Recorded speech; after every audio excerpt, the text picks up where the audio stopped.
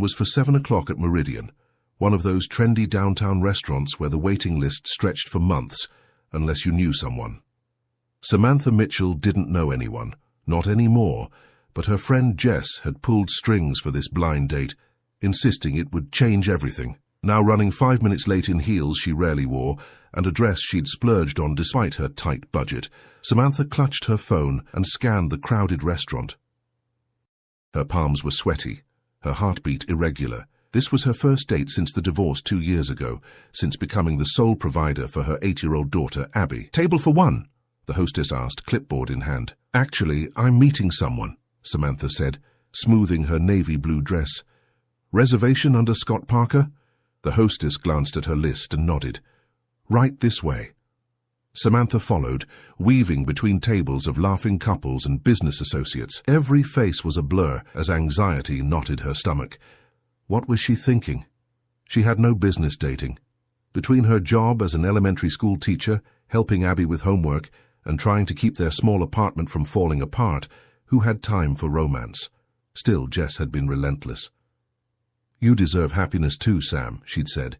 "You can't put your life on hold forever."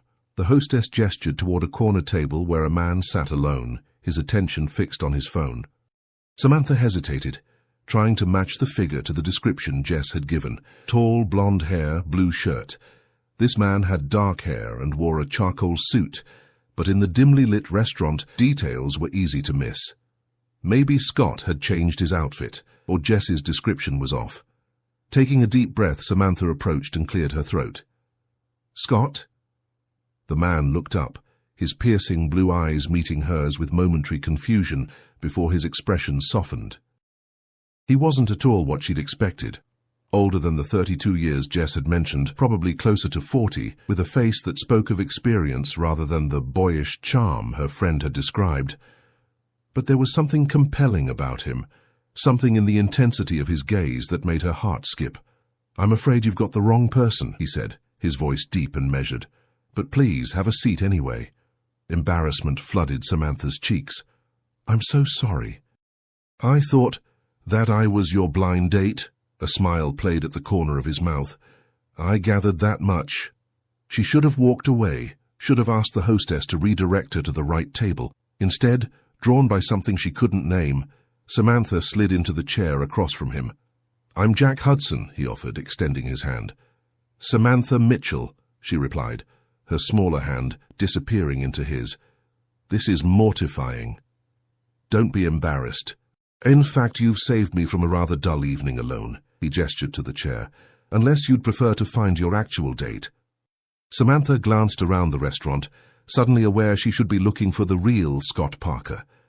But the thought of navigating another awkward introduction after this mix-up made her stomach turn. Besides, there was something about Jack, a quiet confidence, an unexpected warmth that made the prospect of staying far more appealing than it should have been. "Maybe just for a minute," she said, setting her purse down, "until I gather my courage." 1 minute turned into 5, then 10, as Jack ordered wine, and they fell into surprisingly easy conversation. He asked questions and listened, really listened, in a way that made Samantha forget they were strangers. She found herself telling him about Abby, about teaching 3rd grade, about her love of photography that had once been more than a hobby. "And what about you?" she finally asked. "What brings you to Meridian alone on a Friday night?" Something flickered across Jack's face. Caution, perhaps. "Business dinner that got cancelled last minute. I decided to keep the reservation rather than go back to an empty hotel room." "You're not from here?" "No, I live in Chicago most of the time, but business brings me to Boston regularly." He took a sip of wine. "What about your date? Should I be concerned he's searching the restaurant for you?"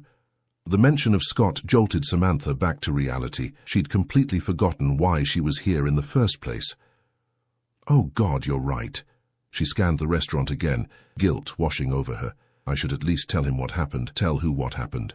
A man appeared at their table, young, blonde, wearing a blue button-down, just as Jess had described. His expression was a mix of confusion and annoyance. "Scott?" Samantha asked, already knowing the answer. "Yeah, I've been waiting at the bar for almost 30 minutes. His eyes darted between Samantha and Jack. "I see you found other company." "It's not what it looks like." Samantha started, mortification creeping up her neck. I accidentally sat at the wrong table and then decided my time wasn't worth waiting for, Scott finished, his tone clipped. Look, I get it. Blind dates are awkward. Next time just send a text instead of letting me sit there like an idiot. He turned and walked away before Samantha could respond. Scott, wait, she called, half rising from her chair, but he was already weaving through tables toward the exit. Samantha sank back down, her face burning. That went well, she muttered. Jack watched her with an unreadable expression. For what it's worth, he didn't seem like your type. A surprised laugh escaped her. So you gathered that from 30 seconds of interaction? I've become a good judge of character, necessary in my line of work. He paused, and anyone who doesn't give you a chance to explain isn't worth your time. The simple validation in his words eased some of Samantha's embarrassment. She'd spent 2 years feeling like she was failing at everything, motherhood, teaching, life in general, and here was this stranger treating her with a respect she'd forgotten she deserved. What exactly is your line of work? She asked, curiosity getting the better of her. Jack hesitated, swirling the wine in his glass. I run a company that develops sustainable energy solutions. That sounds impressive. It's just work, he said, dismissing the topic. Tell me more about your photography. The conversation flowed more easily than any Samantha could remember having in years. Jack asked about her dreams, what she would do if obstacles like money and time didn't exist. No one had asked her that in so long. She'd almost forgotten she had dreams at all. When the check arrived, Jack waved away her offer to split it. Please let me.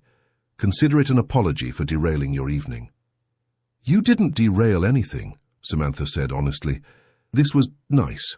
Unexpected, but nice. Outside the restaurant, the autumn air was crisp with the promise of winter. Samantha wrapped her light jacket tighter around herself, suddenly aware that their unexpected encounter was ending. The thought brought a surprising pang of disappointment. Can I call you a car? Jack offered. I've got my own, thanks. Samantha hesitated, unsure of the protocol for saying goodbye to someone you'd accidentally met and spent 2 hours talking to like old friends. Well, thank you for salvaging what could have been a humiliating evening. Jack studied her face in the glow of the street lamps. Samantha, he began, then stopped.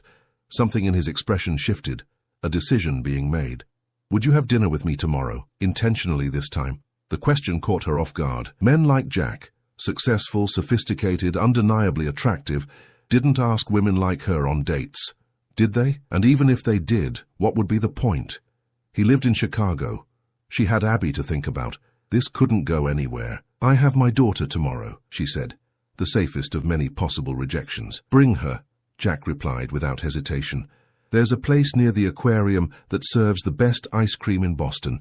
We could make an afternoon of it. The offer was so unexpected, so contrary to every dating rule Samantha had ever known, that she found herself nodding before reason could intervene. She'd like that. We both would.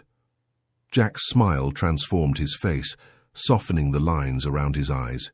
I'll text you the details, if you're comfortable giving me your number, that is. As they exchanged phones to input their contact information, Samantha wondered what she was doing. This wasn't her. Impulsive, agreeing to meet a stranger again, involving Abby no less. Yet something about Jack Hudson felt different from any man she'd met before, different even from Rick, her ex-husband who'd walked out when parenthood proved more challenging than he'd bargained for. What Samantha couldn't know as she waved goodbye and headed toward her car was that Jack Hudson wasn't just any businessman, and the path their accidental meeting had set them on would change her life in ways she couldn't possibly imagine. Mum, is he your boyfriend? Abby asked, skipping alongside Samantha as they approached the aquarium's entrance. Her daughter's chestnut hair, pulled into uneven pigtails she'd insisted on doing herself, bounced with each step. No, sweetie. He's just a new friend, Samantha replied, adjusting her bag on her shoulder. She'd changed outfits 3 times that morning, settling finally on jeans and a soft green sweater. Casual but put together. Remember what we talked about. We're going to be polite, but you don't have to like him if you don't want to. Abby nodded solemnly. At 8, she'd developed a protective skepticism toward new people in their lives, a side effect of watching her father walk out the door and never really come back. Rick's occasional weekend visits had dwindled to holiday phone calls, and child support checks that arrived with decreasing regularity.